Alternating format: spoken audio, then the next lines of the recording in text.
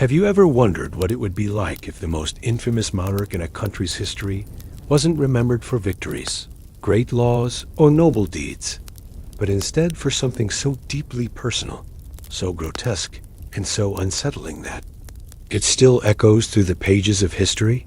Tonight, as you lie here, maybe in the quiet of your bedroom, maybe in a small apartment in a busy city, maybe somewhere far from noise where the crickets sing in the dark, we'll wander back to 100 years into the candlelit halls of the Spanish royal palace to uncover the life of a man whose reign became a cautionary tale told in whispers. And if you haven't already, go ahead and softly press that subscribe button. I'd like to know where you're listening from. Are you in Madrid? In London? In New York? Or somewhere hidden away where the night has already wrapped the world in its blanket? Breathe slowly, let the outside noise fade, and prepare for a story that is strange enough to keep your curiosity awake, but gentle enough to drift with you toward sleep. The man we're speaking of tonight sat on the throne of Spain, but every historian who has studied his time in power agrees on one thing. There has never been a more corrupt, more cruel, more unsettling ruler in Spanish history. His name was Ferdinand VII, but he became known by a darker nickname, El Rey Felon, the Felon King. In the public eye, kings are often draped in images of grandeur, marriages sealed with gold rings, noble bloodlines preserved with care, and the unbroken dignity of European monarchy. But behind those glittering illusions, this story hides a reality of private horrors, of political recklessness, and of deeply strange personal habits that still leave historians frowning at the documents. Ferdinand's court was not a place of noble music and careful statecraft. Instead, he turned the royal palace into something far darker, something that even the most scandalous brothel madam might have blushed to imagine. And the strangest thing?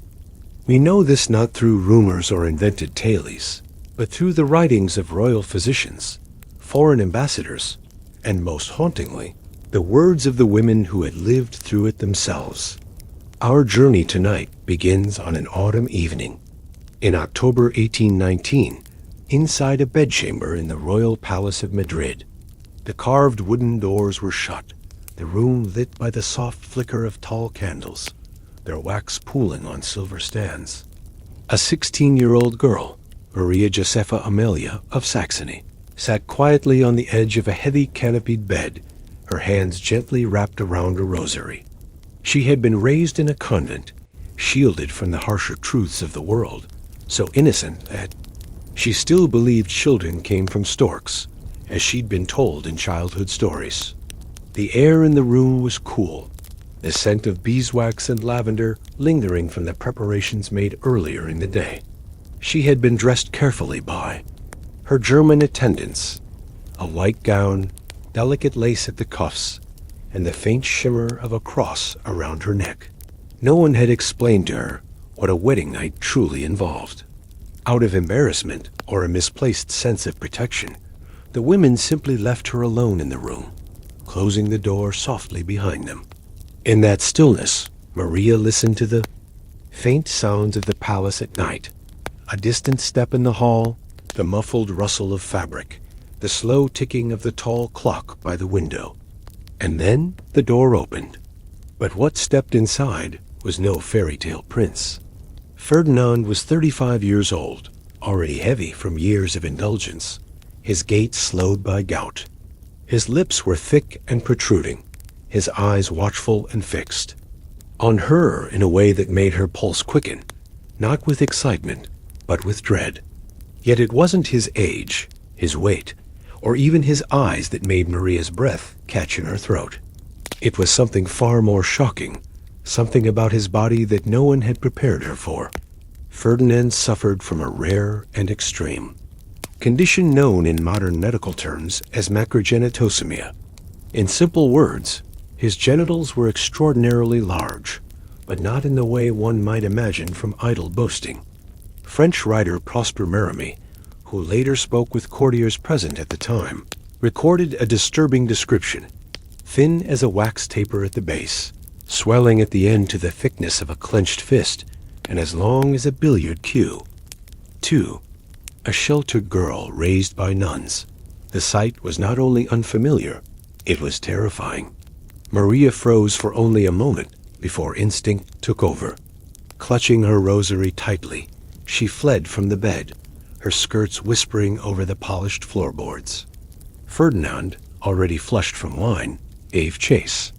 Imagine the scene: a large, middle-aged king lumbering after a slender, terrified teenager through the chamber, his breath heavy, the candle flames bending in the draft of his movement.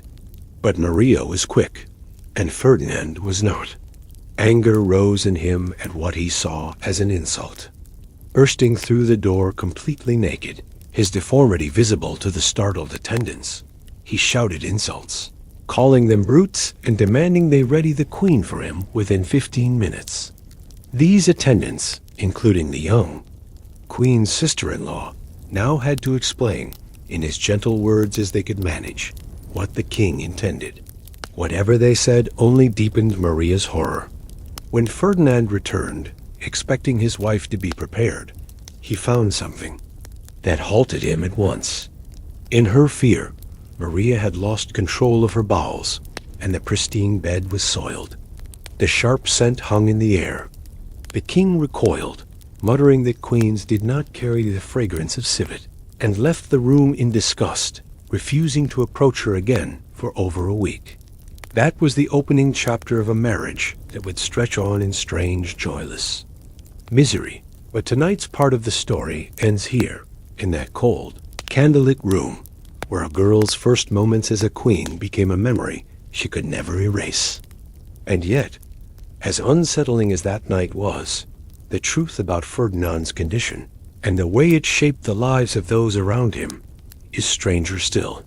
Because what lay beneath the royal robes was not just an unusual body, it was the starting point of a reign where personal deformity and political power twisted together into something the history books still hesitate to describe in full. The rest of this tale will take us through years of awkward nights, whispered scandals, and the slow unfolding of a king's obsession. But that is just the beginning. In the next part, we'll step back in time to see how Ferdinand's strange and troubled history with women began long before that wedding night, and how it set in motion a chain of events that would change a nation. To understand how that wedding night in 1819 could unravel into such humiliation and fear, we need to drift backwards through the corridors of time, moving past the candlelit halls of Madrid to earlier decades, when Ferdinand was not yet the King of Spain, but a young prince in the Bourbon Dynasty. Imagine the same man, only 17 years old, dressed in embroidered silks and stiff collars, sitting in the grand salons of Naples under ceilings painted with saints and cherubs, unaware, or perhaps stubbornly unwilling to be aware, of the political and personal duties that lay ahead.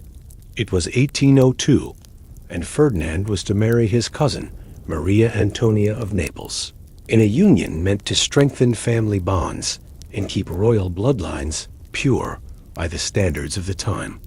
The city was warm that year, the air carrying the scent of the Mediterranean mixed with faint traces of orange blossoms drifting in from the palace gardens. Courtiers whispered excitedly about the match, unaware or unwilling to admit that their prince's peculiar condition had already caused private concern among those closest to him. On the wedding night, the prince's inexperience showed in every hesitant movement. According to Maria Antonia's letters, he stood awkwardly beside the bed, staring at her in the flickering light, reaching out with clumsy hands to touch her in ways that betrayed his complete lack of understanding. There was no intimacy in the encounter, no warmth, only an almost childlike uncertainty, as if he had never been told, or had never learned, the most basic facts of marital relations. For 11 months, this awkward dance continued.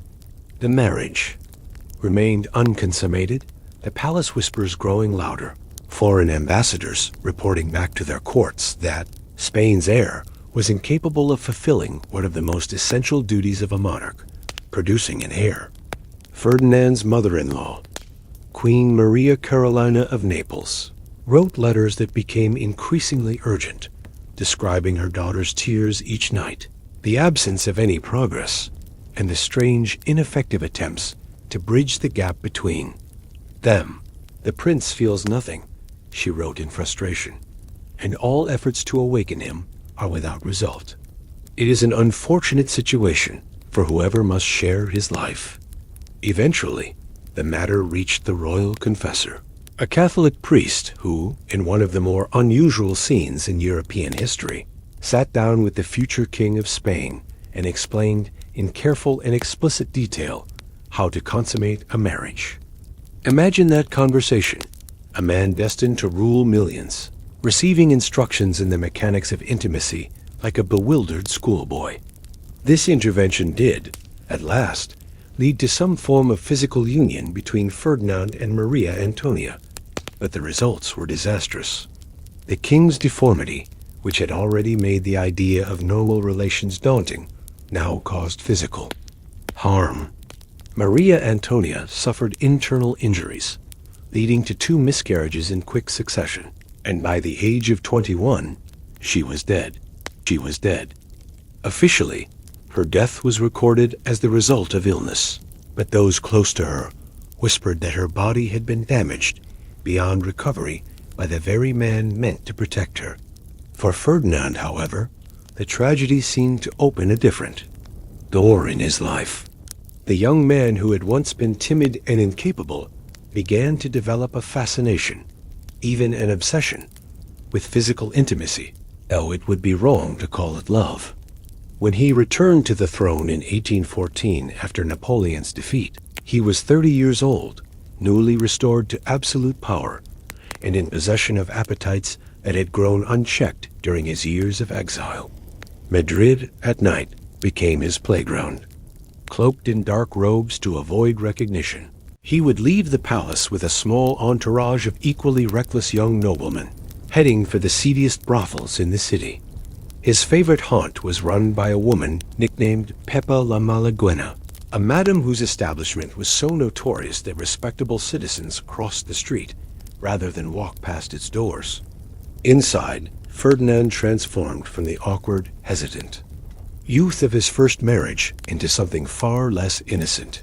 He drank heavily, boasted loudly, and, in a detail so bizarre, it might have been a tavern tale if not for the multiple witnesses who recorded it, challenged his companions to contests of physical size. One by one, they would expose themselves, comparing measurements, with Ferdinand always the victor. The deformity that had humiliated him as a young man had now become, in his mind, a source of pride. His friends gave him a nickname, El Bean, Gatado, the well-endowed one, and the king embraced it, strutting through the brothel halls like an actor playing to an adoring crowd. Yet there was nothing romantic about these visits. Ferdinand developed a fetish that revealed something much darker. He began collecting the blood-stained cloths from the virgins he claimed, keeping them as trophies. Some he took from prostitutes. He paid. Others came from women in more vulnerable positions, widows, servants, and peasants who could not refuse their king. Each piece of cloth was carefully kept, labeled, and stored, as though he were curating a private museum. While the Prado Museum was being built in Madrid, ironically under the patronage of his second wife, Ferdinand was building a very different kind of collection, one that spoke of power used not to uplift a nation, but to satisfy a personal hunger. And while the king pursued these midnight diversions, the country around him began to crack.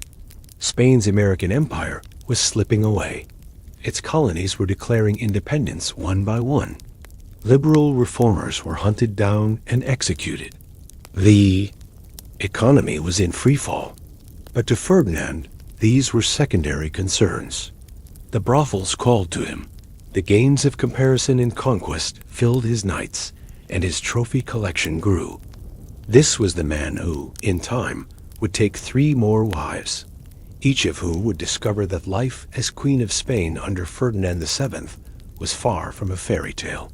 Yet the strangest turn in his story was still to come, because one of those wives, the very Maria Josepha we left in part 1, clutching her rosary in a candlelit room, would resist him in ways that brought even the Pope into the matter.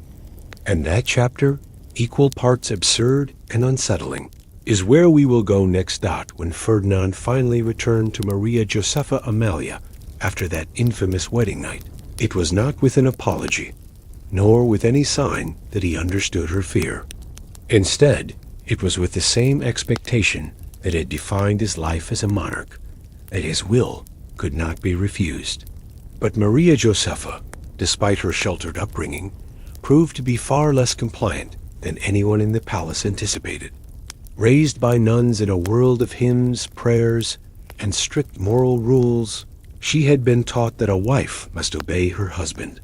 But she had also been taught to resist sin with every fiber of her being. To her, what Ferdinand asked of her was not the sacred duty of marriage, but something crude and unholy. On the first night, he approached her again, but she met him not with submission, but with fierce resistance. She scratched, she bit, she even kicked him squarely in his most sensitive area, hard enough to send the King of Spain staggering backward, gasping for air. The scene, if it weren't so dark, would have bordered on the absurd monarch, absolute ruler of millions, limping away from the bedchamber of a teenager who had just defeated him with the determination of a cornered cat. But Maria's resistance could not hold forever. She was, after all, living under the same roof as the man she was defying, with no protector but her own will. Ferdinand, perhaps sensing that brute force would only drive her further from him, tried a new tactic: patience. Each night he would enter her chamber, and each night she would lie on the bed with her rosary in hand, reciting the prayers in a steady rhythm, while he attempted to persuade her. At first, he tried to educate her, explaining, in terms that he must have thought persuasive, that this was simply the way of creating life. Maria accused him of lying. Babies, she insisted, came from storks, as she had been told by the women who raised her. She argued that what he described was both vile and sinful, something no good Christian would commit. God would not create such a method, she declared, her voice trembling but firm. You are testing my virtue with these falsehoods. Weeks became months, and Ferdinand's frustration grew. The court began to whisper, then to laugh in private. Foreign ambassadors sent quiet reports to their governments, noting with a mix of curiosity and ridicule that the King of Spain was being refused by his wife. The gossip stung Ferdinand's pride deeply. Finally, in a move that revealed just how far the situation had spiraled out of control, he reached for the highest authority he could think of, the Pope. His letter to Pope Pius VII was a strange blend of royal dignity and personal embarrassment, explaining that his young queen refused to consummate their marriage and asking the Holy Father to intervene. The Pope, an elderly Italian who had survived Napoleon's rise and fall, and likely believed he had seen every kind of royal problem imaginable, now found himself faced with a request unlike any other. His reply, preserved in the Vatican archives, was a masterpiece of careful diplomacy. He reminded Maria Josepha that marital relations were not only permitted by God, but required, especially to produce heirs. To refuse her husband was to refuse her sacred duty. The letter, delivered with all the ceremony of the papal seal, did have an effect, but not exactly the one Ferdinand hoped for. Maria agreed that she would comply, but only under conditions of her own making. She would recite the full rosary before each encounter. She would keep her eyes closed throughout, and she would focus her thoughts entirely on the Virgin Mary to preserve her spiritual purity. Imagine Ferdinand, the man who strutted in brothels and boasted about his conquests, now lying beside a wife who murmured Hail Mary, full of grace, while he attempted to fulfill his most basic dynastic duty. It was, by all accounts, the least romantic royal marriage in history. The arrangement continued for 10 years, a full decade of ceremonial, prayer-filled encounters that produced no children. The tension between them never softened. Maria's health grew fragile, and in 1829 she died at the age of 25, officially of fever. In truth, her passing brought an almost audible sigh of relief through the court. For Ferdinand, it was another failure. 3 wives so far, 2 of them dead, and still no legitimate heir. By now, the king was in his mid-40s, his body weakened by years of indulgence and disease, including syphilis, which many suspected he had carried for years from his brothel visits. But the story was far from over, because in his search for an heir, Ferdinand would turn to yet another bride, a young woman who entered the marriage fully aware of what awaited her, and who came armed with a plan. Unlike Maria Josepha, she would not resist. Unlike Maria Antonia, she would not break. She would find a way to manage both the king's deformity and his pride in a way no one else had dared. And in doing so, she would change not only her fate, but the fate of the Spanish crown. But how she did it, and the unusual object that became the unlikely key to solving the king's most private problem got by the time Ferdinand VII prepared to marry for the 4th time.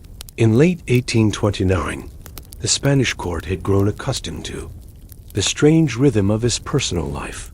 Scandal, gossip, and disappointment followed by yet another attempt to secure an heir.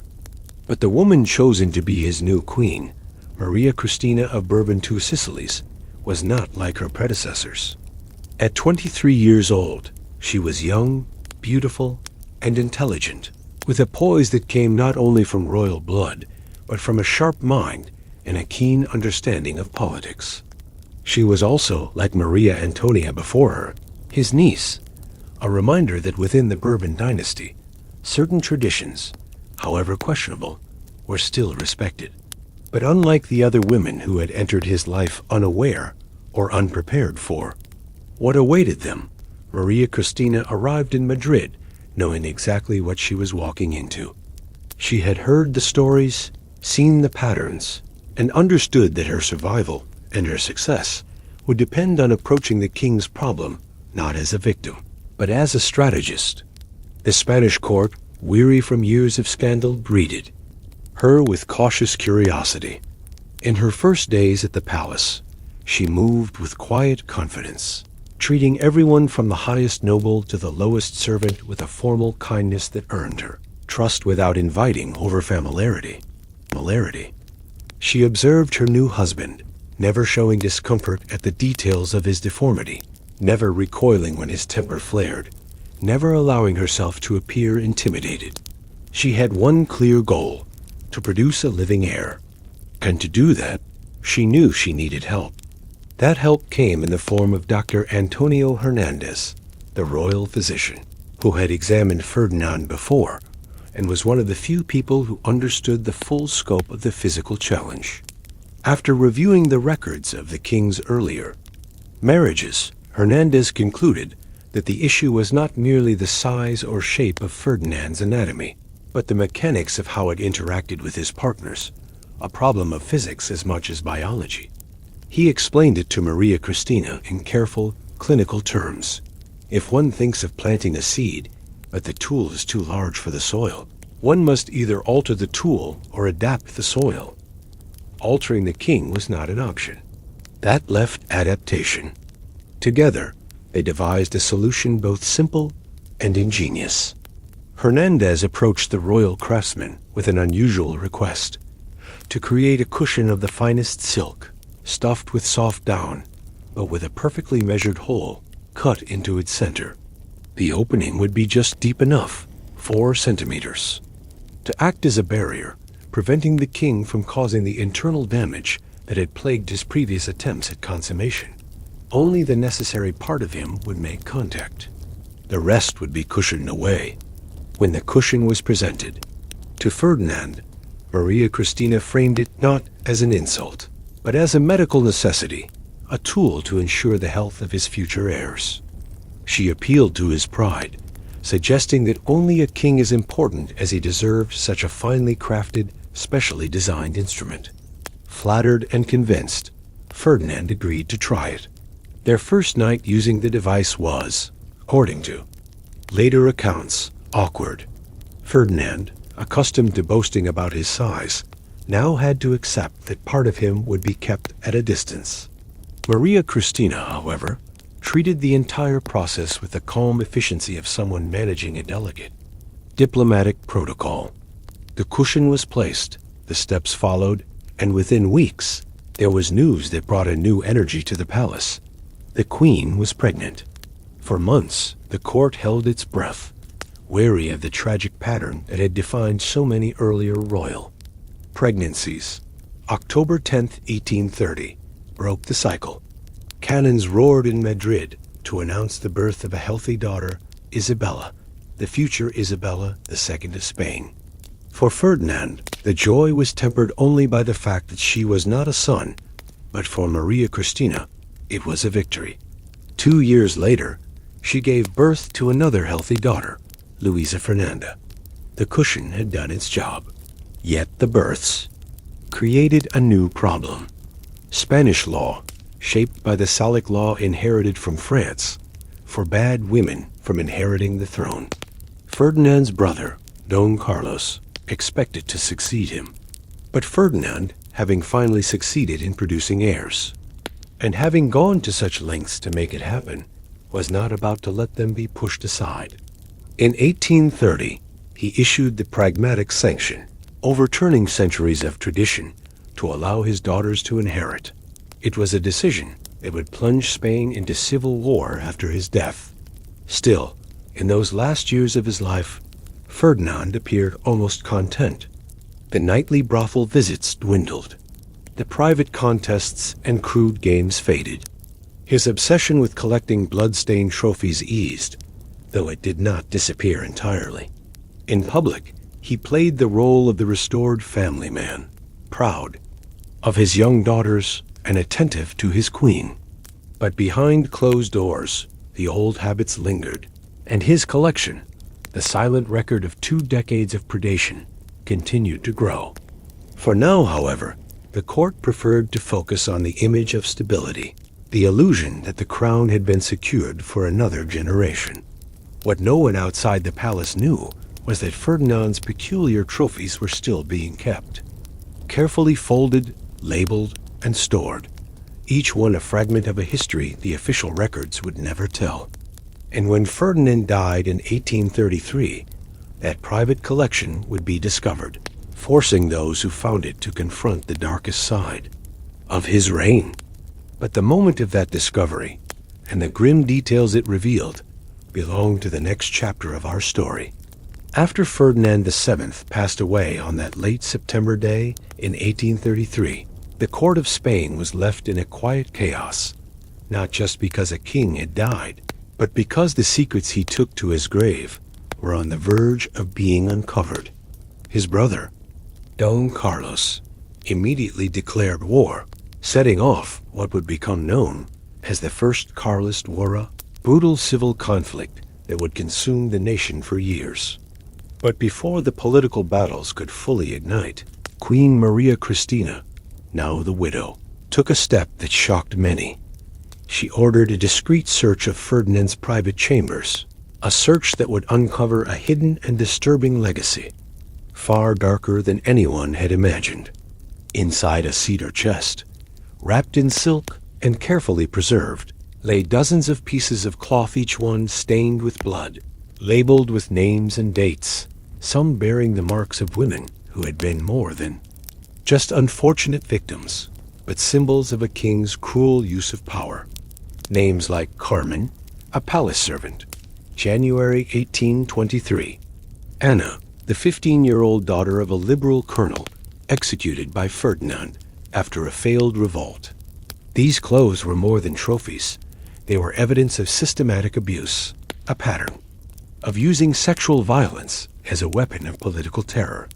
Where Ferdinand could not crush his enemies by sword or law, he sought to break their families, their daughters, their wives. The collection suggested dozens of women, and historians believe the true number may have been far greater. Hidden in shadows, with a powerful silence those who could speak out.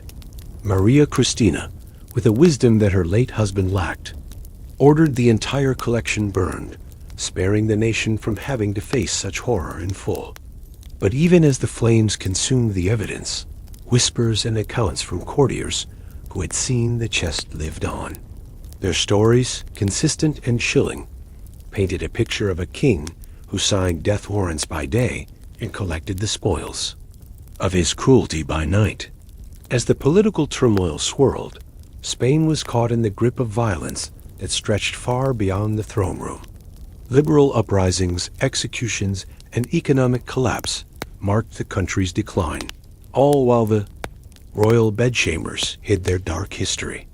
Ferdinand's death did not bring peace, but rather the beginning of a new era of conflict. His daughter Isabella II would soon ascend to the throne, inheriting not only his crown, but the heavy burden of scandal and the legacy of a family marked by both power and depravity.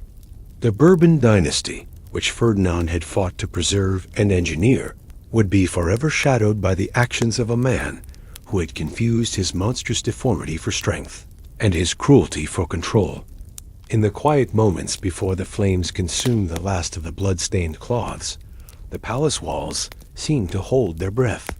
The names of the victims, whispered in sorrow by the few who remembered, became echoes of a reign where power had been twisted into a weapon sharper than any sword.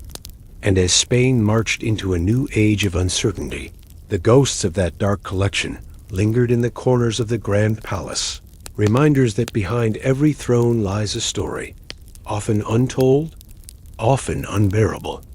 But the story does not end here, for as Isabella II would learn, the sins of a father cast long shadows, and the crown she wore would carry the weight of secrets that still haunted the halls of power.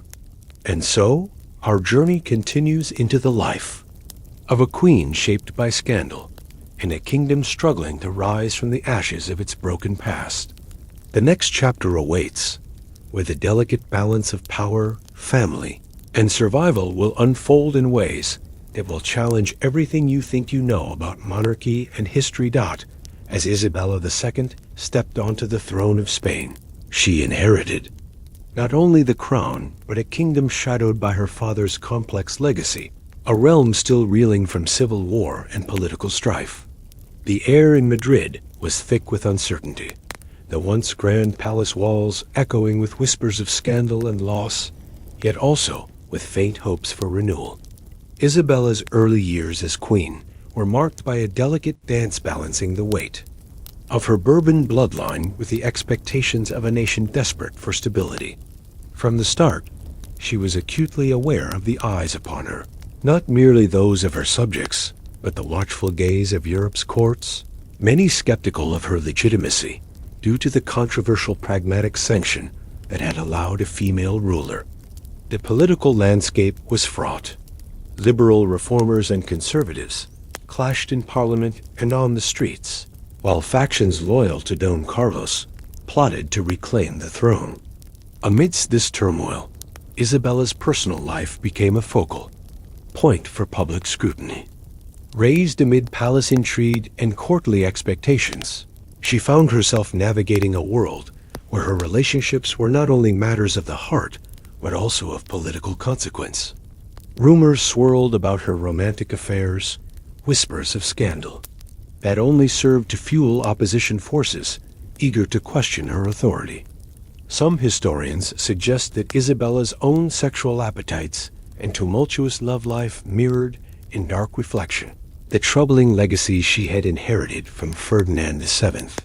Her reign, marked by such controversies, eventually led to her overthrow.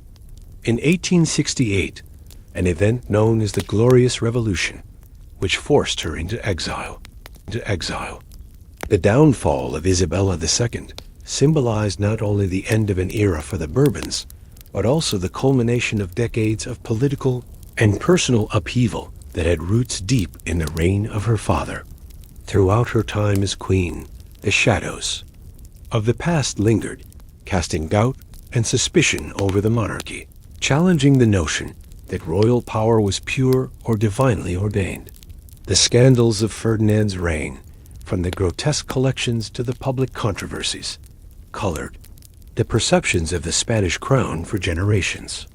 Yet, amidst the darkness, the story of Isabella II also reveals a woman caught in a web of history and expectation, striving to assert her own will while carrying the burdens of a dynasty marked by both grandeur and disgrace. As Spain struggled to redefine itself, torn between tradition and modernity, Isabella's reign became a mirror reflecting the complexities and contradictions of the nation itself. And while the Bourbon dynasty would eventually be ousted, their tale remains a poignant reminder of how personal lives and political power are often inseparable, each shaping the other in ways that history quietly records but rarely fully understands. The legacy of Ferdinand VII, the felon king, thus stretches far beyond his lifetime, weaving through the lives of those who followed him, shaping the fate of Spain with a mixture of tragedy, intrigue, and relentless human complexity. In our next part, we will step back again to explore the early life of Maria Josepha Amelia, Ferdinand's third wife, and the strange, painful marriage that shocked not only Madrid, but the entire Catholic world, drawing even the Pope into its shadow. What unfolded in that wedding chamber was more than a personal tragedy. It was a spectacle that revealed the deep fractures in royal life and faith during one of Europe's most turbulent times. Returning to the delicate figure of Maria Josepha Amelia, the third wife of Ferdinand VII, we find ourselves stepping back into a world where innocence and terror collided in the shadowed corridors of the Spanish court. Raised in a convent, far removed from the brutal realities of royal life, Maria Josepha was thrust, almost unprepared, into the dizzying and dangerous dance of power, expectation, and personal trauma that would mark her short life. The year was 1819, a time when the grandeur of monarchy still cloaked the harshest truths in velvet and ceremony. Yet beneath the surface, fissures of fear and scandal were widening rapidly. On the eve of her wedding, the young princess sat trembling in her chamber, a delicate silhouette against the backdrop of rich tapestries and flickering candlelight. Her attendants, aware of the weight upon her shoulders, but too embarrassed explain what awaited, simply dressed her in white and left her with a rosary in her hands. The quiet ticking of the clock was the only sound, each second stretching like a thread of silk pulled taut with anxiety. When Ferdinand entered that room, it was not as the romantic hero of fairy tales, but as a man burdened with a physical deformity so extreme it defied easy explanation. His condition, medically termed macrogenitosomia, rendered the king's anatomy grotesquely oversized, an anomaly that bewildered even the physicians called to study it. Witnesses described the unsettling sight with words that could chill the bravest soul. A member thin as a candle taper at the base, swelling to the size of a clenched fist at the end, as long as a billiard cue. The sheltered princess, raised on stories of piety and virtue, faced a reality so shocking that instinct overwhelmed decorum. She fled the room in terror, her scream echoing in the silence, chased by a drunken king whose frustration and desire merged into a volatile storm. The attendants, caught between loyalty to the crown and compassion for the terrified bride, found themselves in an impossible position, forced to prepare her for a fate she neither understood nor wanted. When Ferdinand finally returned, the scene was one no royal chamber had witnessed before. The young queen, overcome by fear, had lost control of her bodily functions, soiling the very bed meant for their union. The king recoiled, disgusted, and withdrew, refusing to approach her for days. This tragic episode was only the beginning of a marriage marked by pain, misunderstanding, and silent suffering. In the weeks and months that followed, Maria Josepha's resistance grew, not out of defiance, but out of sheer self-preservation. She clung to her rosary and her prayers, finding solace only in the whispered comfort of her faith. Meanwhile, Ferdinand's behavior alternated between bitter rage and desperate pleading, revealing a man trapped between his desires and the limitations imposed by his own body. The royal court buzzed with hushed conversations and secret letters. Foreign ambassadors sending coded messages back to their kings and queens about the strange dynamics unfolding in Madrid's palace. The situation reached such depths of absurdity and despair that even the Pope was drawn into the drama. Ferdinand, in his quest for an heir, sought the Holy Father's intervention to persuade Maria Josepha to fulfill her marital duties. Pope's letter, preserved in the Vatican archives, carefully laid out the religious necessity of producing offspring, framing it as a sacred duty beyond personal discomfort or resistance. Maria Josepha agreed to submit, but only on her terms, praying the entire rosary before each encounter, keeping her eyes closed and focusing on the Virgin Mary to maintain her spiritual purity.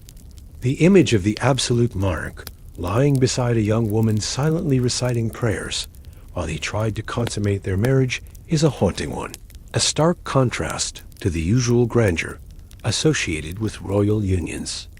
This peculiar arrangement lasted 10 years without producing a single child, a decade marked by ritual without intimacy, duty without love.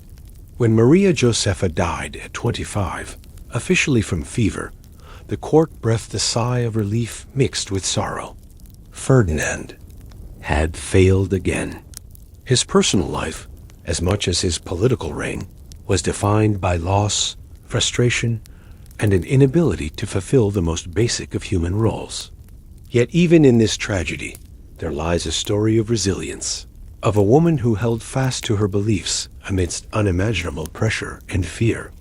As we move forward, the tale of Ferdinand VII's reign will continue to unfold, revealing a complex man whose personal demons shaped the fate of a nation. Next, we will explore the arrival of Maria Cristina, the queen who would bring with her a new approach, one that combined intelligence, practicality, and a determination to break the cycle of tragedy that had so far defined Spain's royal family.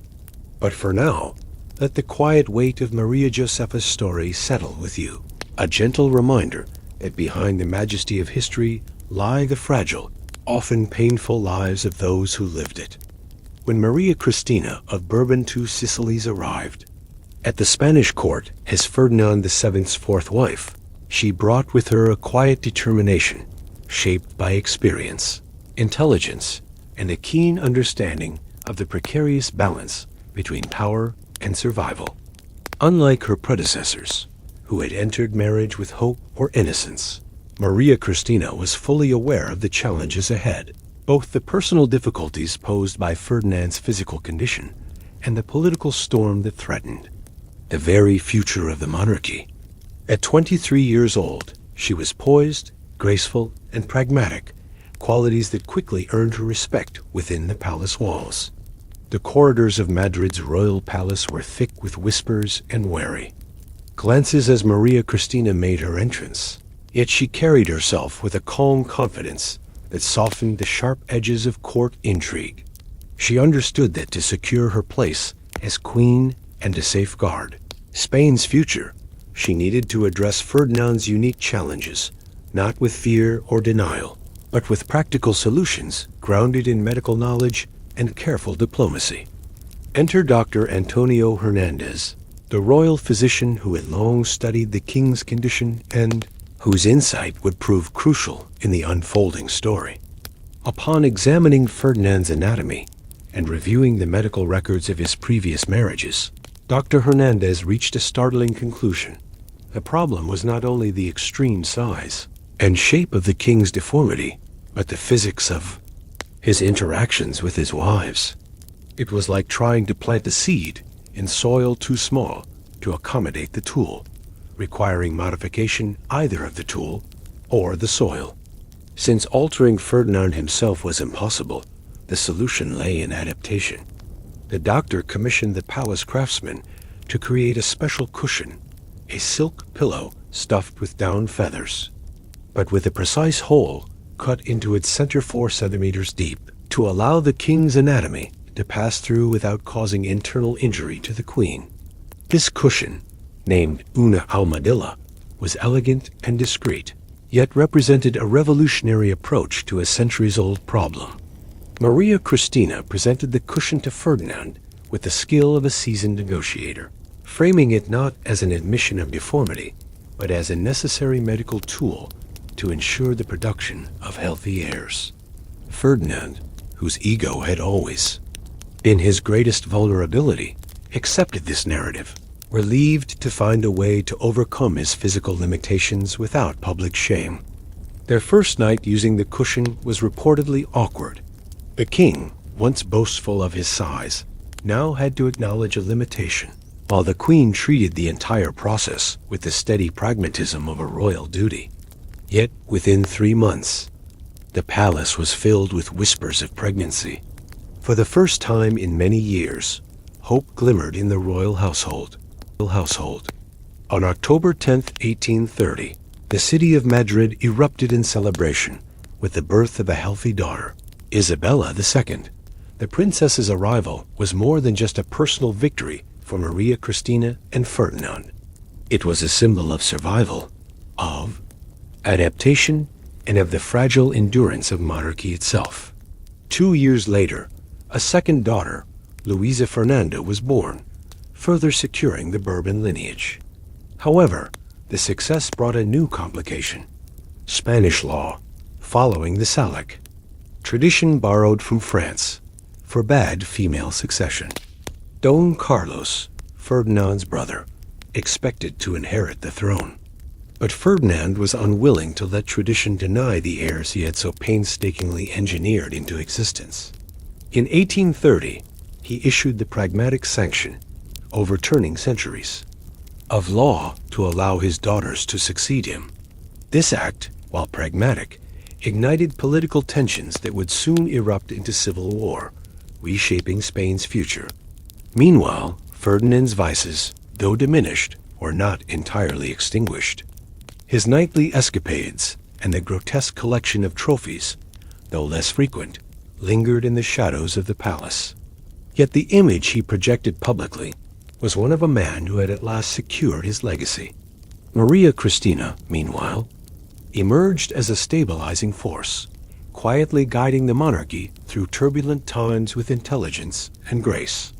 The story of the silk cushion and the medical ingenuity it represented stands as a testament to human resilience, adaptation, and the strange intersections between power, pride, and biology. As Spain grappled with questions of succession, legitimacy, and identity, the royal family's private struggles mirrored the nation's own. The fragile thread by which the Bourbon dynasty clung to power was woven not only through political maneuvering, but through the careful management of human weakness and the search for hope in the most unexpected places. In our next part, we will delve deeper into the political and personal consequences of these events, exploring how the birth of Isabella II set the stage for a conflict that would define Spain for generations to come, as well as the continuing shadows cast by Ferdinand's complex legacy. The birth of Isabella, too, marked a turning point, not only in the royal family, but in the very fabric of Spain's political landscape. While her arrival was celebrated by some as a beacon of hope for the continuation of the Bourbon dynasty, it also set the stage for one of the most bitter and protracted conflicts in Spanish history, the Carlist Wars. These wars were more than simple battles for a throne. They were a clash of ideologies, a struggle between tradition and change, between absolutism and liberalism, and between deeply entrenched loyalties that divided families and communities across the nation. Don Carlos, Ferdinand's younger brother, had long expected to inherit the crown. Bound by the Salic law, which barred women from ascending to the throne, he and his supporters viewed Isabella's claim as illegitimate, a breach of centuries-old customs. The issuance of the Pragmatic Sanction by Ferdinand to allow his daughter's succession was seen by Carlos and his followers as an unlawful usurpation. Thus, the seeds of civil war were sown, as factions formed around the rival claims. The Carlists, loyal to Don Carlos, represented the conservative forces in Spain, advocating for traditional monarchy, strong Catholic values, and resistance to the liberal reforms sweeping across Europe. Their opponents, supporters of Isabella and the regency of Maria Cristina, favored modernization, constitutional government, and greater freedoms. Spain was plunged into chaos, with armies marching through towns and countryside, families torn apart by divided loyalties, and the violence spilling into every corner of society. The Carlist Wars would rage intermittently for decades, shaping the country's politics and leaving scars that lasted well beyond the battlefield. Amidst this turmoil, Isabella II grew up under intense pressure, her every move scrutinized by supporters and enemies alike. The scandalous reputation of her father and the whispered stories of his depravity haunted her reign, undermining her authority and making her a target for political adversaries. Rumors of her romantic entanglements and personal struggles added fuel to the fire, contributing to a climate of instability that eventually led to her exile in 1868. The political strife of Isabella's reign cannot be separated from the complicated legacy of Ferdinand VII, whose personal failures and obsessive behavior cast a long shadow over the monarchy. The grotesque trophy collection, the bizarre interventions by the Pope, the silk cushion that symbolized both innovation and desperation. All these threads weave together to tell a story of power distorted by human frailty. As Spain grappled with questions of identity, legitimacy, and governance, the royal family's private tragedies became public matters, influencing the course of history. In the quiet moments between battles and political upheaval, the palace walls held the weight of secrets of pain, loss, and resilience that continue to fascinate historians and storytellers today. As we continue, our next part will explore the personal toll these events took on Isabella II and her family, as well as the broader impact on Spanish society. We will also look at how the legacy of Ferdinand VII influenced not only the monarchy, but the very character of a nation caught between past and future. Isabella II's reign was a tapestry woven with threads of grandeur and tragedy, political intrigue and personal turmoil, a reign that would forever bear the marks of her father Ferdinand VII's troubled legacy. As queen, Isabella faced challenges that extended far beyond the ceremonial duties expected of a monarch. From an early age, she was thrust into a world where the crown was not only a symbol of authority, but also a heavy burden, laden with the expectations of a people divided by years of conflict and suspicion. Growing up amid the echoes of the Carlist Wars, she inherited a nation still healing from the wounds of civil strife, a court rife with factions eager to influence the young queen for their ends. Isabella's personal life became a subject of intense public scrutiny, her romantic relationships sparking scandals that echoed through the salons and streets of Madrid. Rumors of passionate affairs and whispered accusations painted a picture of a queen both human and vulnerable, struggling to assert her identity in a role that demanded perfection and decorum. The pressures of her position, combined with the shadow of her father's notorious reputation, shaped much of her reign's narrative, coloring perceptions of her leadership and legitimacy. Despite these challenges, Isabella's rule saw moments of progress, including efforts to modernize the country and navigate the complex political landscape of 19th century Europe. Yet these achievements were often overshadowed by the controversies that dogged her court, and by 1868, the Glorious Revolution forced her into exile, ending the Bourbon dynasty's first reign in Spain. The fall of Isabella II was not just the result of political upheaval, but also a reflection of the deep-seated tensions and unresolved issues inherited from her father's time. Ferdinand VII's reign, marked by personal debauchery and political repression, left a legacy that intertwined with the fate of his daughter, demonstrating how the private lives of rulers can ripple through the history of nations. As Spain moved forward, grappling with questions of identity and governance, the story of Ferdinand, Isabella, and their family remained a powerful reminder of the human complexities behind royal power. In the next part, we will turn our attention back to Ferdinand's private chambers, the infamous collection discovered after his death, and explore the chilling connection between political violence and personal cruelty that defined much of his rule. This glimpse into the darker corners of history will reveal how the throne was not only a seat of power, but also a stage for the most unsettling human dramas. After Ferdinand VII died in 1833, the royal palace of Madrid held secrets, darker than any of its gilded halls or ornate tapestries had ever suggested. Among the duties left to Queen Maria Cristina, now widow and regent, was overseeing the closure of her late husband's private chambers, a task that would reveal horrors that even the most seasoned courtiers found hard to believe. Hidden away in a cedar chest, carefully wrapped in silk and secured with the utmost discretion, lay a collection so grotesque that it shattered the illusion of royal sanctity forever. Dozens of cloth squares, stained with blood and meticulously labeled with names and dates, told the story of a king's twisted use of power, revealing a systematic pattern of abuse that intertwined the personal and the political in a manner rarely recorded in history.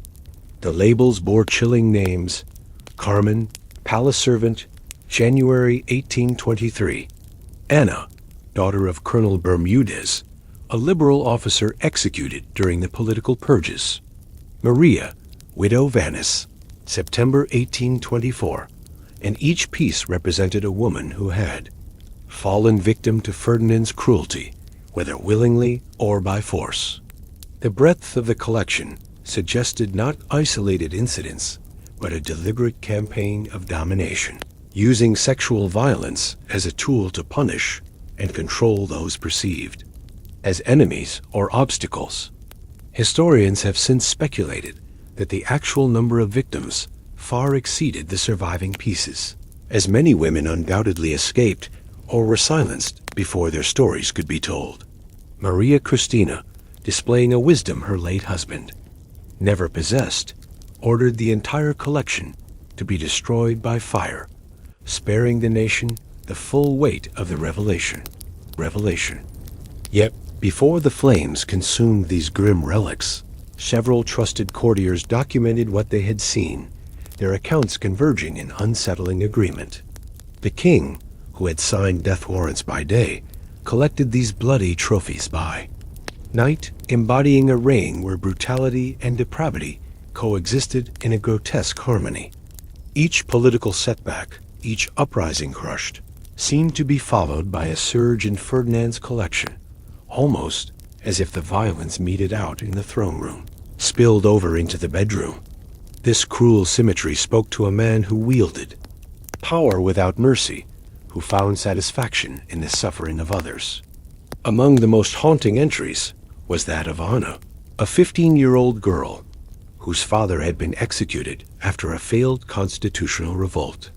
She came to the palace pleading for her father's life and left with her innocence destroyed, memorialized in the king's sick collection.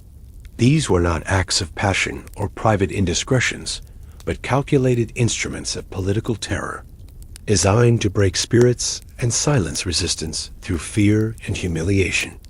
While the full inventory was never made public, the surviving fragments and eyewitness testimonies left no doubt about the extent of Ferdinand's abuses. The dark legacy of these actions haunted the palace long after his death, coloring the reigns of those who followed and casting a long shadow over the Bourbon dynasty's claim to divine right. Spain itself bore the scars of this brutal era, divided by war, beset by economic collapse, and struggling to find its identity amid the ruins of a once mighty empire. Yet, even in this grim chapter, the human stories emerge of women silenced and forgotten, of power misused and resisted, and of a nation grappling with the consequences of its history. As we move forward in our tale, we will explore the personal cost of these political games, the rise and fall of Isabella II, and the enduring impact of Ferdinand's reign on the soul of Spain. A next part will delve into how the royal family's struggles mirrored those of the country itself, revealing the fragile balance between monarchy and modernity, tradition and change, power and responsibility. As Isabella II stepped further into her reign, Spain was a country in flux, struggling to reconcile centuries-old traditions with the rapidly changing currents of modern Europe.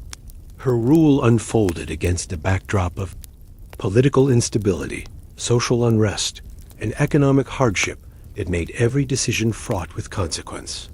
The nation's wounds from the Carlist Wars were still fresh, with families divided by loyalty to either the conservative faction supporting Don Carlos or the liberal supporters of the Queen. These divisions permeated not just the battlefield, but every aspect of Spanish society, from the smallest villages to the grandest cities. The royal court in Madrid became a microcosm of these tensions, a place where alliances shifted like the tides, and where Isabella had to learn quickly the art of balancing competing interests. She was young, inexperienced, and often overwhelmed by the demands placed upon her, yet she possessed a resilience that kept her moving forward amid criticism and scandal. Her personal life, heavily scrutinized by both supporters and detractors, was a source of endless gossip.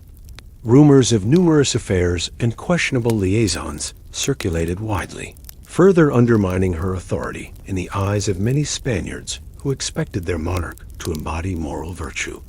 Yet behind the public whispers was a woman shaped by the extraordinary pressures of her position, caught between her desires and the rigid expectations of royal decorum. Despite the turbulence, Isabella made efforts to implement reforms aimed at modernizing Spain, though these were often hampered by political infighting and resistance from traditionalist factions. Her reign saw the continued struggle between absolutists who wanted to preserve the old order and liberals pushing for a constitutional monarchy and greater civil rights. This ongoing conflict led to a series of uprisings and conspiracies that kept the nation on edge and made governance a perilous endeavor. Throughout these years, Isabella's health and spirit were tested repeatedly. The emotional toll of ruling a fractured kingdom, combined with personal betrayals and public scandals, wore heavily on her. Yet she endured, navigating the treacherous waters of court intrigue with a mixture of grace and determination. The eventual revolution of 1868, which forced her into exile, was both a culmination of the deep dissatisfaction with her rule and a reflection of the broader desire for change sweeping across Europe.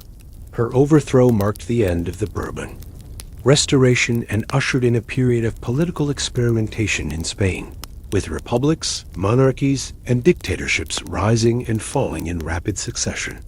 But the story of Isabella II and her reign cannot be understood without remembering the legacy of her father, Ferdinand VII. His reign of excess, cruelty, and desperation left a mark not only on the monarchy, but on the very soul of Spain. The scandals and tragedies that haunted Ferdinand's life echoed through Isabella's reign, shaping perceptions of legitimacy and power.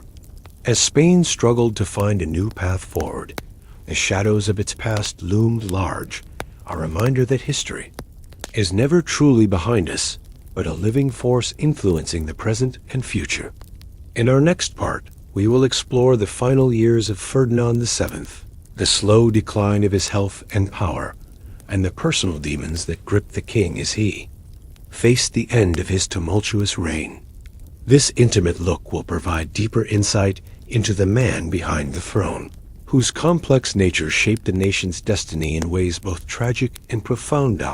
As Ferdinand VII's reign edged toward its twilight years, the once powerful monarch found himself grappling with the weight of age, illness, and the heavy legacy of choices that had defined his tumultuous rule. The grandeur of his early reign had long since faded into a series of private torments and public controversies. a stark contrast to the image of royal majesty that European courts had once celebrated. Physically, Ferdinand was a shadow of his former self, debilitated by years of indulgence and chronic ailments that sapped his strength and clouded his mind. His body bore the scars of syphilis, a disease contracted during his countless visits to brothels, which had not only ravaged his health, but had also left lasting damage to his nervous system. The king's deformity, already a source of personal humiliation and public spectacle in his youth, became a cruel reminder of his mortality as he aged. The royal physicians, long accustomed to tending to his unusual condition, recorded in their notes a man whose physical suffering was compounded by the psychological strain of his failures, both as a ruler and as a husband. In the fading light of his life, Ferdinand's temper grew more volatile, his bouts of rage punctuated by moments of deep despair. The halls of the palace echoed with whispered fears among courtiers who dared not show their true feelings, caught between loyalty to the crown and dread of the king's unpredictable moods. Public appearances became increasingly rare, and when Ferdinand did step before his subjects, he was often greeted with muted respect, rather than the adulation he once commanded. The political turmoil that had simmered throughout his reign continued, unabated, with liberal reformers pushing for change and conservative factions striving to preserve the old order. Ferdinand's health left him ill-equipped to navigate these turbulent waters, and much of the day-to-day governance fell to his ministers, and eventually to his wife Maria Cristina as regent. The king's obsessions, which had once dominated Madrid's nightlife and scandal pages, faded into a quieter, more isolated existence. Yet the grotesque collection of blood-stained trophies, a macabre testament to his abuses of power, remained a chilling symbol of a reign marked by excess and cruelty. Despite the decay of his body and reputation, Ferdinand's desire to secure his legacy never waned. He remained obsessed with producing a legitimate heir and preserving the Bourbon dynasty, even as the country around him fractured, and the throne itself became a battleground for competing visions of Spain's future. The pragmatic sanction and the births of Isabella II and her sister had provided hope, but also ignited conflicts that would outlast Ferdinand's lifetime. As his final days approached, Ferdinand was a man trapped by his contradictions, cruel yet vulnerable, powerful yet broken, a king whose personal demons shaped the fate of a nation. His death in 1833 marked the end of an era defined as much by scandal and tragedy as by royal authority. The consequences of his reign would ripple through Spanish history for decades, influencing political struggles, shaping public perceptions of monarchy, and leaving a legacy that was as cautionary as it was unforgettable. As we move forward in our story, we will shift focus to the impact of Ferdinand's life and death on those who followed, the queens, the courtiers, and the people of Spain who each grappled with the shadows he left behind. Next, we will explore the rise of Isabella II in greater detail, her personal and political challenges, and the ongoing battle between tradition and progress that defined her reign. The tale of Ferdinand VII is not just a story of a flawed monarch, but a lens through which we can better understand the complex interplay between human frailty and the exercise of power, a lesson that resonates far beyond the gilded walls of the Spanish palace. As Isabella II began to navigate the complexities of her role as queen, Spain found itself at a crossroads, struggling to reconcile its deeply rooted traditions with the sweeping changes brought on by the winds of modernity. The young monarch was thrust into a political arena rife with factionalism, where every decision risked alienating powerful groups entrenched in conflicting ideologies. The legacy of her father, Ferdinand VII, hung heavily over her reign, a mixture of scandal, expectation, and the pressure to restore the dignity of a dynasty tarnished by personal excesses and national strife. Isabella's early years on the throne were marked by a delicate balancing act. She sought to assert her authority while placating a court divided between absolutists longing for the old regime and liberals eager to introduce constitutional reforms. The tension between these forces played out not only in the halls of government, but also in the streets, where uprisings and protests reflected the deep social divisions gripping the country. Amid this unrest, Isabella's personal life became an open book for public consumption.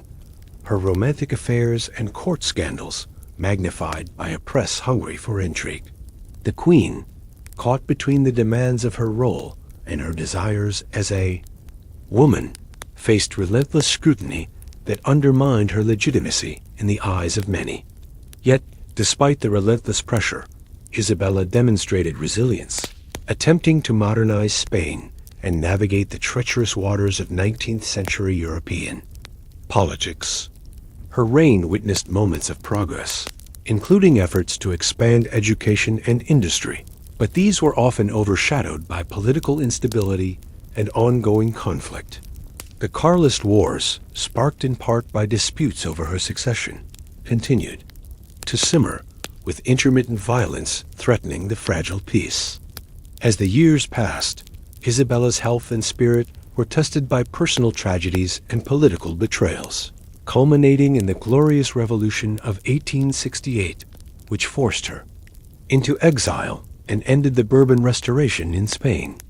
This upheaval reflected not only dissatisfaction with her reign, but also a broader societal shift, as Spain grappled with the challenges of modernization, nationalism, and democracy. Throughout her tumultuous rule, Isabella's story remained intertwined with the legacy of Ferdinand VII, a reminder of how the personal failings and ambitions of a monarch can reverberate through generations. The scandals, intrigues, and struggles that marked her reign offer a window into a Spain caught between past and future, tradition and progress, monarchy and popular sovereignty. As we look further into the 19th century, the tale of the Bourbon Dynasty serves as both a cautionary tale and a fascinating chapter in the story of a nation seeking its identity amid profound change. In the next part, we will explore the broader social and cultural shifts occurring in Spain during this era, the impact of liberal ideas, and how the legacy of the monarchy adapted or resisted these transformations.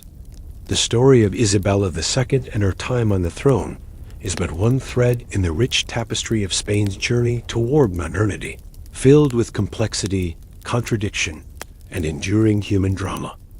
During the reign of Isabella II, Spain was undergoing profound social and cultural transformations that mirrored the political upheavals gripping the nation. The 19th century was an era marked by the clash between tradition and modernity, a struggle that played out not only in the palaces and parliament halls but also in the daily lives of ordinary Spaniards. As liberal ideas spread across Europe, inspired by the Enlightenment and revolutionary movements in France and elsewhere, Spain found itself caught between the forces of change and the enduring grip of conservative institutions deeply rooted in centuries of monarchy and Catholic tradition. The liberal reformers sought to introduce new laws that promoted individual rights, expanded education, and curtailed the power of the church and aristocracy. Their vision was of a Spain that embraced constitutional monarchy, the rule of law, and social progress.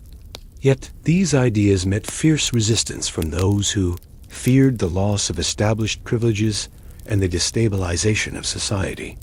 The Catholic Church, in particular, remained a powerful force, wielding influence over education, moral codes, and political life.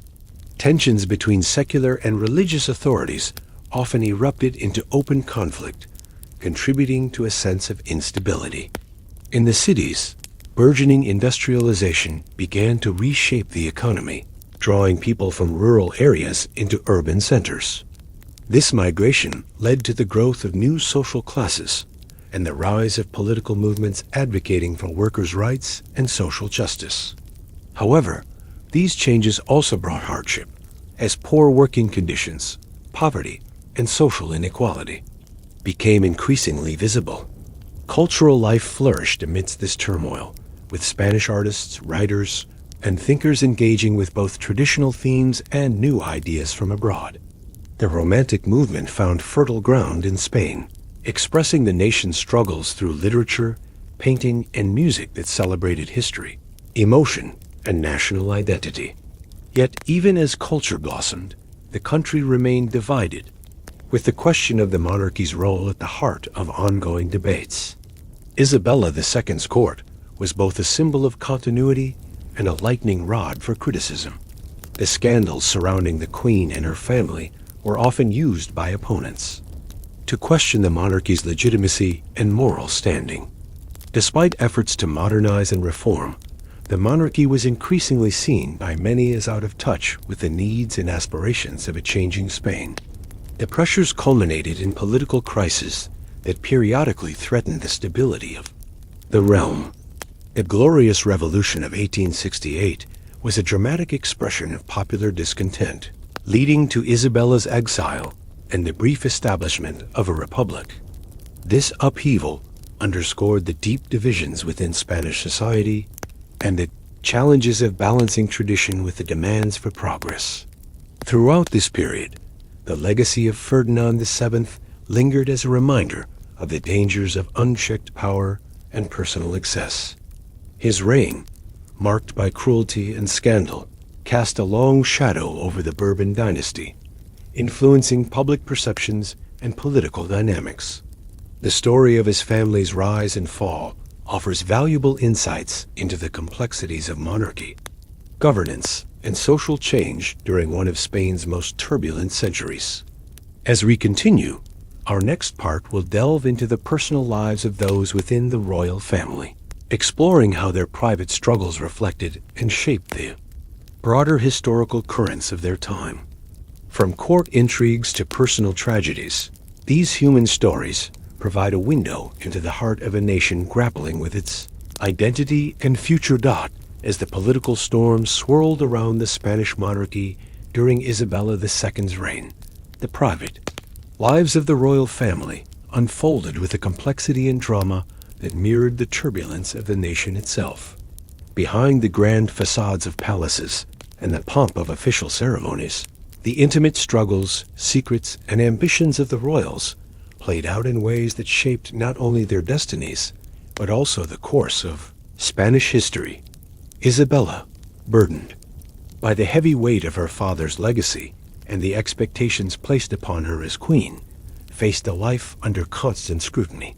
The pressures of her position were immense, and the demands of maintaining appearances often conflicted with her desires and vulnerabilities. Her romantic relationships, which became subjects of gossip and scandal, reflected a search for connection and stability in a world fraught with political intrigue and uncertainty. The queen's lovers ranged from noble courtiers to commoners, and each liaison brought with it both solace and further complications. Court life was a delicate dance of alliances and rivalries, where loyalty was often conditional and betrayals commonplace. Members of the royal family, including Isabella's siblings and children, found themselves enmeshed in these webs of power and suspicion. Marriages were arranged not only for love, but for political advantage, creating bonds that could either unite or divide factions within the monarchy and the broader aristocracy. Personal tragedies, such as untimely deaths and illnesses, added to the emotional weight carried by the family, casting shadows over their public roles and private moments alike. The queen's children grew up in an environment shaped by both privilege and peril, their lives entwined with the fortunes of a nation in flux. These intimate stories reveal the human side of monarchy, its joys and sorrows, its hopes and disappointments, and remind us that behind the weighty symbols of power are individuals grappling with universal experiences. The private chambers of the palace, with their hidden corners and whispered conversations, are as much a stage for history as the throne room or parliament. Understanding the royal family's personal lives provides crucial insight into the challenges they faced and the decisions they made, illuminating the often unseen forces that shaped Spain's path. As the century progressed, the monarchy's struggles intensified, facing increasing opposition from Republican and socialist movements that sought to redefine the nation's identity and governance. These pressures culminated in periods of exile, restoration, and reform, each phase marked by the resilience and adaptation of the royal family and the country. Through it all, the legacy of Ferdinand VII's reign, the excesses, the scandals, and the lasting impact on Spain's political and social fabric remained a defining influence, reminding all who lived in his shadow of the fragile balance between power and responsibility. In our next part, we will explore the end of the Bourbon dynasty's first restoration, the fall of Isabella II, and the rise of new political forces that reshaped Spain in the latter half of the 19th century. This transition marks not only the end of an era, but also the beginning of a new chapter in the country's ongoing journey toward modernity and democracy. The downfall of Isabella II in 1868 was a seismic event in Spanish history, marking the end of the Bourbon dynasty's first restoration and signaling a profound shift in the country's political and social landscape. After decades marked by political instability, social unrest, and the Queen's scandals, a coalition of liberal, progressive, and Republican forces united to demand change. The Glorious Revolution, as it came to be known, was not merely a political upheaval. It was a reflection of the deep dissatisfaction felt by many Spaniards with the monarchy's perceived failures and the desire for a new path forward. Isabella's reign had been characterized by a constant struggle to maintain authority in the face of mounting opposition, both within the corridors of power and among the wider population. Her personal life, frequently the subject of gossip and scandal, only served to erode public confidence. The Queen was seen by many as out of touch with the needs of her people, and her inability to effectively manage the growing divisions within the country made her vulnerable. As revolutionary fervor spread, the Queen was forced to flee Spain, beginning a period of exile that would last until her eventual abdication. In the years following her departure, Spain experienced a tumultuous transition marked by the brief establishment of a republic, the restoration of the monarchy under Alfonso XII, and continued political unrest.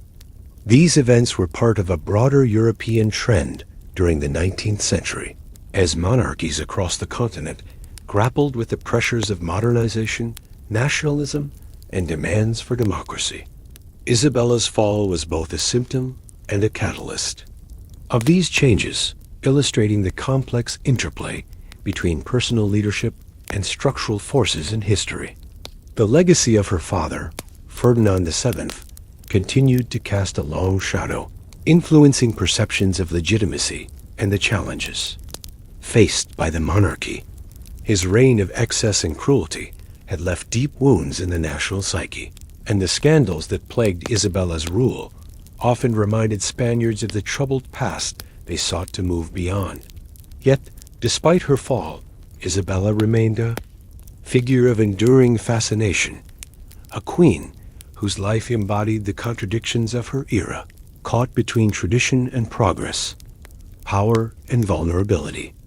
As Spain moved forward, the questions raised during her reign about governance, national identity, and the role of monarchy continued to resonate. The struggles of the Bourbon dynasty in the 19th century serve as a poignant reminder of how the personal lives of rulers and the tides of history are inextricably linked. In our next part, we will delve into the broader European context of these upheavals, exploring how Spain's experience reflected and diverged from wider continental trends in monarchy and democracy during this transformative century. This exploration will deepen our understanding of the forces shaping Spain's journey and the legacy of the turbulent reigns we have uncovered so far. As the 19th century progressed, Spain's political upheavals and struggles with monarchy and democracy did not occur in isolation, but were part of a broader wave of transformation sweeping across Europe. The continent was in the throes of profound change, with revolutions, reforms, and ideological battles reshaping kingdoms and empires. Alike, nations from France to Germany, Italy to Russia, grappled with questions of sovereignty, national identity, and the role of rulers in an era increasingly defined by the demands of modern citizenship and constitutional governance. Spain's experience both mirrored and diverged from these broader trends, reflecting its unique history, culture, and social fabric. The Glorious Revolution and the exile of Isabella II were echoed by similar upheavals elsewhere, where long-standing monarchies faced growing pressure from liberal and republican movements. Yet Spain's deeply entrenched regional divisions, the enduring influence of the Catholic Church, and the legacy of internal conflicts like the Carlist Wars added layers of complexity to its path toward modernization. Throughout Europe, monarchs wrestled with the balance between maintaining traditional authority and embracing reform. Some sought to co-opt emerging political forces through constitutional monarchies, while others resisted, leading to repression or revolution. The ebb and flow of these tensions shaped the century's defining events, from the 1848 revolutions to the unifications of Italy and Germany, and the slow expansion of democratic rights in many states. In Spain, the monarchy's repeated restorations and removals highlighted the fragility of royal power in the face of popular demands and political realignments. The struggles of the Bourbon Dynasty, marked by scandal and contested legitimacy, became emblematic of the challenges facing monarchies that were seen as disconnected from the evolving needs of their peoples. Meanwhile, new political ideologies such as socialism and anarchism began to take root, inspired by the ideas of thinkers like Marx and Bakunin. These movements further complicated Spain's political landscape, leading to growing labor unrest and social tensions that would come to a head in the decades to follow.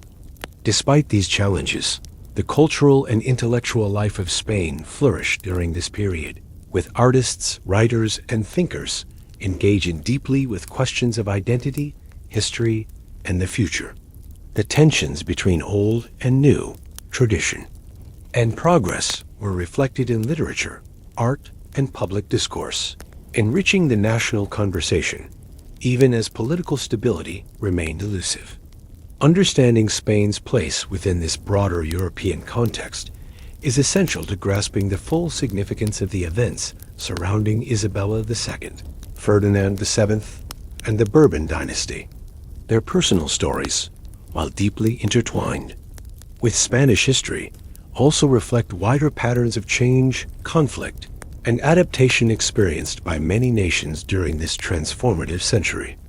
As we continue our journey, the next part will examine the social consequences of these political shifts, exploring how ordinary Spaniards lived through these times of upheaval and what hopes and fears shaped their experiences. This perspective will deepen our understanding of how history is not only shaped by monarchs and politicians, but by the countless lives touched by their decisions. The political upheavals and ideological battles that characterized 19th century Spain were not abstract. Events confined to the grand halls of palaces or the chambers of parliament. They resonated deeply within the lives of ordinary Spaniards, whose daily realities were shaped and reshaped by the tides of change and conflict. From the bustling streets of Madrid to the remote villages nestled among the Pyrenees, the social fabric of Spain was stretched and torn by competing visions of the nation's future. The spread of liberal ideas, advocating for constitutional government, individual rights, and secularism, challenged the long-standing dominance of the Catholic Church and the aristocracy, institutions that had for centuries held sway over Spanish life.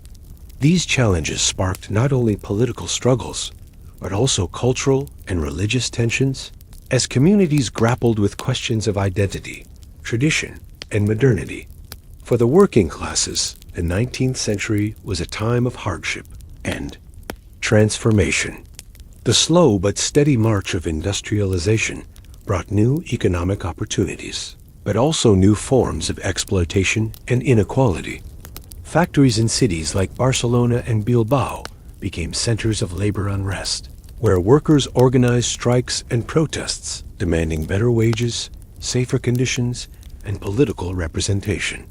Rural Spain, meanwhile, faced its own challenges, with peasants contending with land reforms, changing agricultural practices, and the pressures of emigration.